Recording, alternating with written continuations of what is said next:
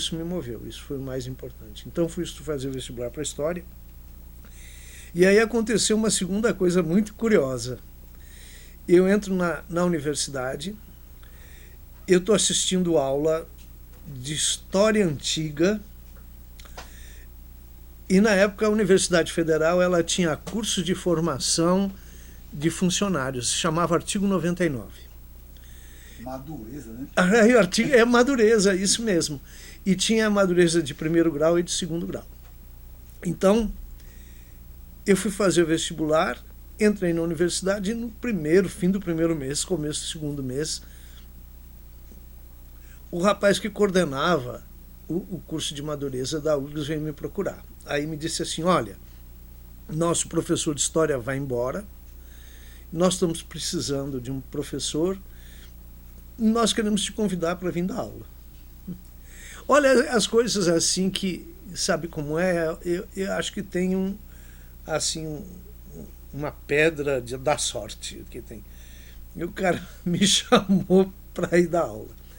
E aí foi uma coisa muito curiosa, porque eu precisei estudar para dar aula. Eu não sabia. E eu fui licionar o que eu não sabia. Então eu tinha aula tal dia, eu ia lá, a matéria de tal dia, e eu lia tudo que podia da matéria daquele tal dia para dar aula. E no outro dia era outra matéria, e no outro dia... Então eu tive que estudar História Universal e a História do Brasil, tudo no primeiro semestre da universidade, para dar aula. E aí eu achei que dar aula era uma coisa muito boa. Sabe? Por que dar aula era uma coisa muito boa? Porque eu tinha medo de dizer o que eu pensava. Mas eu tinha que procurar uma forma de dizer o que eu pensava. Então tinha dois grandes desafios. O primeiro, aprender para poder ensinar. Olha só que ilusão, né? Coisa de garoto que pensa que pode ensinar.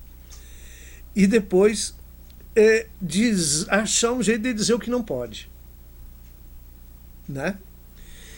E aí eu tive professores que lidavam com muito humor na sala de aula. Me lembro de um professor, eu disse para ele que ia contar essa história, que dando aula da história de Roma, dizia, por exemplo, este era um ditador, e vocês sabem, os ditadores são sanguinários, em se tratando de Roma. Veja que maravilha. E eu fui aprendendo isso, né? Achando um jeito de dizer as coisas. Esse foi o meu primeiro emprego em que eu disse, nesse lugar eu preciso ficar. Porque nos outros eu dizia, eu não vou ficar aqui muito tempo. Vender revista, vender... Não. Ser repórter. Não. Tinha que mentir muito. Né? Para editar lá no jornal que eu trabalhava, tinha que mentir muito, porque senão o editor não publicava e ainda me xingava, mas você não pode, né? Não vai ser censurado, vai ser censurado, não pode. E nesse outro emprego eu fui trabalhar lá porque precisava, senão não tinha o que comer, né? A gente faz coisas na vida que é danado. Então, esse foi o primeiro lugar que eu disse, é aqui. Né? Então, eu estudava como aluno da universidade e estudava para ser professor dos funcionários da universidade, com quem eu tinha uma relação de muito afeto. Vou te contar uma passagem que pode ser curioso para as pessoas perceberem o tempo de mundo que a gente vivia.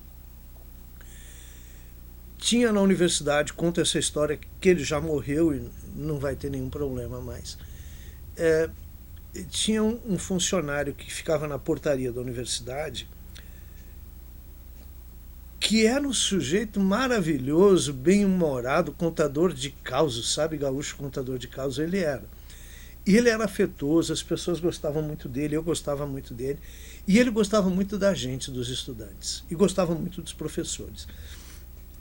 E ele avisava pra gente, olha, fulano está aí hoje. Fulano quem era? Um personagem que era funcionário do Departamento de Ordem Política. E ele nos avisava, fulano está aí.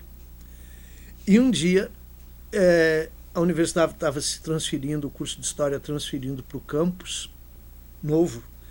E ali uma parte daquilo que era as humanidades passou a ser biologia. E aí tinha lá um negócio de rato e tal, laboratório. Aí um dia eu estou chegando, né, e tinha um cheiro de rato morto. E, e ele disse para mim assim, ô professor, o senhor não se incomoda que tem um cheiro de rato morto, porque tem uma experiência do pessoal da biologia. E eu disse para ele, ó, rato morto não me incomoda o cheiro de rato vivo. Né? Então, a partir dali, ele, cada vez que o personagem dizia, olha, o rato vivo está aí. Então, eles gravavam as aulas, tanto dos professores da universidade, gravavam as minhas aulas, gravavam outras aulas no cursinho e da universidade. Né? Haviam espiões nas salas de aula. Porque a ditadura não pode suportar o pensamento livre, o pensamento crítico, o pensamento que discute, não pode suportar isso.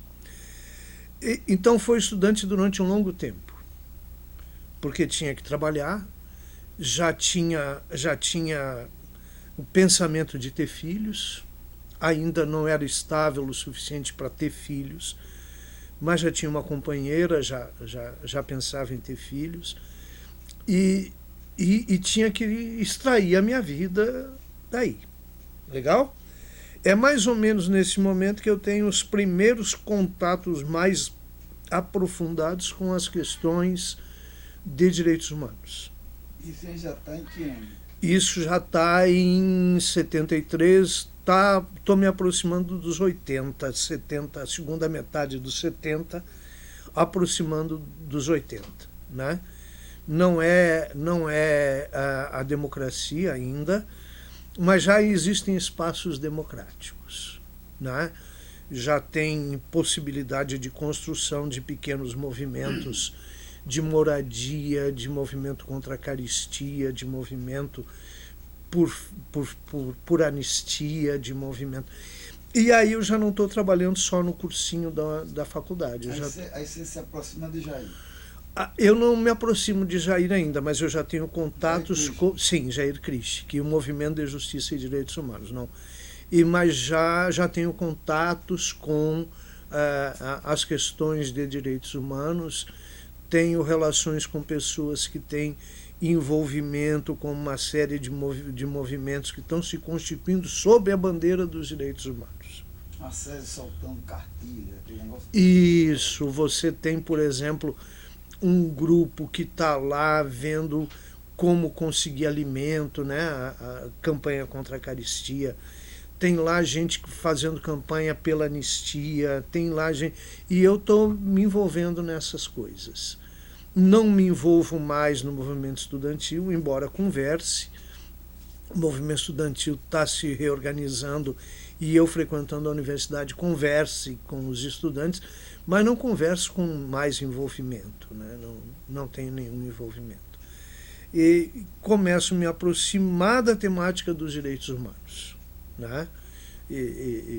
Por exemplo, quando vou trabalhar com as questões que dizem respeito, no último ano de faculdade, a produção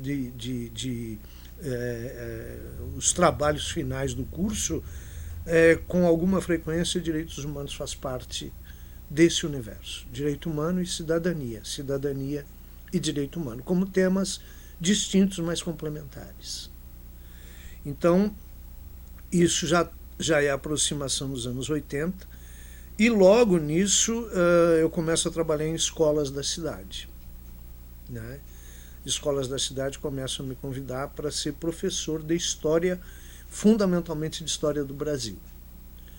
E é interessante porque é aquilo lá, quando eu vou dar aula e olho aqueles estudantes adultos e digo, é aqui que é o meu lugar, né? Então eu vou gradativamente me incorporando ao universo da educação. Né? Tá bem? Uhum. Passa o tempo e aí quando a gente se aproxima da questão da abertura política, aí então tem as campanhas, né? O primeiro governador eleito, a segunda eleição para governador e tal. E aí a minha aproximação com direitos humanos, com o movimento, com o Jair fica maior, né? E aí vou conversar com o Jair para que se possa fazer um encontro estadual com professores da rede pública do estado do Rio Grande do Sul. E aí, no governo de Pedro Simão, que depois seria senador, eleito governador pelo MDB, se abre um espaço através da Secretaria de Educação do Estado para fazer um grande evento de direitos humanos, educação e direitos humanos no Rio Grande do Sul. E aí um colégio das irmãs de Sévigné, o Colégio Sévigné, nos cede um auditório que tinha 800 lugares. Aí vem me falar, tem o Colégio das Irmãs que empresta o auditório. Eu disse, mas 800 lugares a gente não põe. E o Jair dizia, a gente põe. Bom, nós vamos fazer o evento. E tinha 800 pessoas. E tinha pessoas que não conseguiram porque não tinha mais lugar. Aí reencontrei João Ricardo Dornelles.